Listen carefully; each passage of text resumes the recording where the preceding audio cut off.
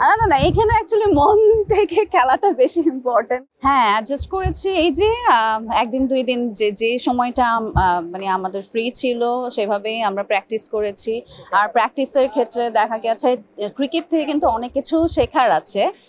দেখা যায় আমরা ক্রিকেট হয়তো স্ক্রিনে যে আমরা দেখি অনেক হয়তো অনেক কিছু বলি যে কেন চার মারছে না, কেন ছক্কা মারছে না, বাট মানে মাঠে গেলে বোঝা যায় সে প্রেশারটা কি, যে এত আসলে ইজি না।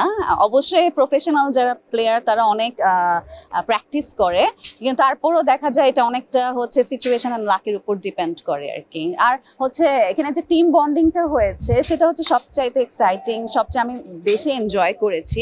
কারণ এখানে 4টা টিম খেলছি, আমাদের দেখা যায় যে সবাই যারা আছে কাজে থাকে, সবসময় দেখা হয় না, সবার সাথে এখন একই মাঠে দেখা হচ্ছে। আর হচ্ছে কম্পিটিটিভ হিসেবে থাকলেও আমরা কিন্তু বেশ আর কি মজা করছি। এটাই হচ্ছে আর কি এই আয়োজনের সবচেয়ে ভালো দিক। পছন্দের প্লেয়ার ওই প্রশ্ন যাওয়ার আগে আমি একটা প্রশ্ন করতে চাই, সেটা হচ্ছে সায়রা, নরমালি হচ্ছে মেয়েরা ছেলেদের মন নিয়ে খেলতে পছন্দ করে, এখন তোমরা ক্রিকেট মাঠে কতটুকু খেলতে আর কি পারদর্শী হবা বলে মনে করো? না না এখানে অ্যাকচুয়ালি মন থেকে খেলাটা বেশি ইম্পর্টেন্ট, কারণ হচ্ছে মন দিয়ে হয়তো সাইকোলজিক্যালি আমি কানেক্ট করতে পারবো, বাট আমাকে খেলাটা আমার টেকনিক দিয়ে খেলতে হবে, রাইট? সো ইয়া, আমাকে আগে ক্রিকেট হচ্ছে যে টেকনিক ফলো করতে হবে, তারপর যদি মনের কথা আর কি কেউ বুঝতে পারে। ওকে, না মানে কোন জায়গায় তোমরা আসলে ভালো খেলবা বলে আশা করো? মানে মন নিয়ে তো তোমরা অবশ্যই ভালো খেলো, মেয়েরা ও মাই গড, সিরিয়াসলি ক্রিকেটের মাঠে মেয়েরা কতটা ভালো খেলতে পারবে? অবশ্যই ভালো মানে করতে পারবে। আমি যা দেখেছি পার্সোনাল পার্সপেক্টিভ থেকে বলবো যে এখানে অনেক ভালো ভালো মেয়ে প্লেয়ার আছে যারা অ্যাকচুয়ালি ডুইং গুড। আমি এতটা এক্সপেক্টই করি নাই। ছেলেরা তো অবশ্যই ভালো করে, কারণ তারা প্রায় ক্রিকেট খেলে, আমরা তো দেখা যায় এত ক্রিকেট ম্যাচ খেলা হয় না। আর হচ্ছে যে আমাদের হচ্ছে যে হয়তো ওরকম চিন্তা থাকে যে আমরা পারবো না, কিন্তু এখানে আসার পর মনে হচ্ছে আমি অ্যাকচুয়ালি এই মানে গেম শেষ হওয়ার পর আমি ক্রিকেট কন্টিনিউ করবো। ওকে, সো ক্রিকেট খেলেছেন কিনা? না, ক্রিকেট আসলে মানে ছোটকালে খেলেছিলাম, স্কুলে থাকতে খেলেছি, এরকম এরপর কখনো সেভাবে খেলা হয়নি। এটাই আর কি খুব প্রফেশনালি খেলা হচ্ছে, and I really enjoy it. কোন খেলাটা খেলতে বেশি ভালো লাগে? ব্যাডমিন্টন আই গেস আমি বেশ এনজয় করি। আচ্ছা, পছন্দের ক্রিকেটার কে? হ্যাঁ, পছন্দের ক্রিকেটার ক্রিকেটার মাশরাফি ভাই আছে, তামিম ইকবাল ভাইয়া আছে। আর তিনজনের মধ্যে কাকে বেছে নেবেন? হ্যাঁ, তিনজনের মধ্যে কাকে বেছে নেবেন? তামিম ভাইকে।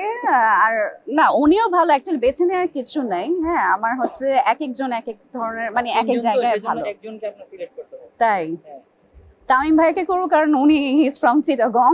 আমার চাটগাঁয়ের ব্রাদারকে আমি আর কি বেশি সাপোর্ট করবো। এন্ড আমাদের নাইট রাইডার্স টিমেও কিন্তু আমরা অনেক বেশি চিটাগং এর মানুষ আছি। ওকে, যেহেতু তুমি চিটাগং এর, সো আজকে তোমার টিমের জন্য উইশ নিতে চাই চিটাগং এর ভাষা। আল্লাহ আল্লাহ, শিট নো, আমি চিটাগং এর ঠিক আছে, বাট হচ্ছে এখন যদি আমি এভাবে বলি মানুষ আর কি ট্রল হয়ে যেতে পারে।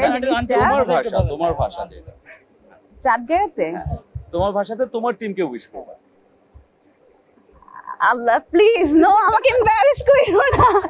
আমি চিটাগং এর ঠিক আছে, বাট আমার একটু মানে একটু বলাতে একটু প্রবলেম আছে, কারণ যে ছোটকালে বাবা মা সবার সাথে চিটাগং এর মানে চিটাগং এর ইয়াতে কথা বলে। হ্যাঁ, কিন্তু হচ্ছে যে আমি আমার যারা আছে ছোট ভাই, ওরা খুব একটা আর কি পারি, বাট সেভাবে বলতে পারি, বাট সেভাবে না। এই জন্য বলতেছি এমবারাসিং কোয়েশ্চেন না, প্লিজ প্লিজ মাফ চাই। ওকে, ঠিক আছে, ঠিক আছে, thank you, thank you, thank you.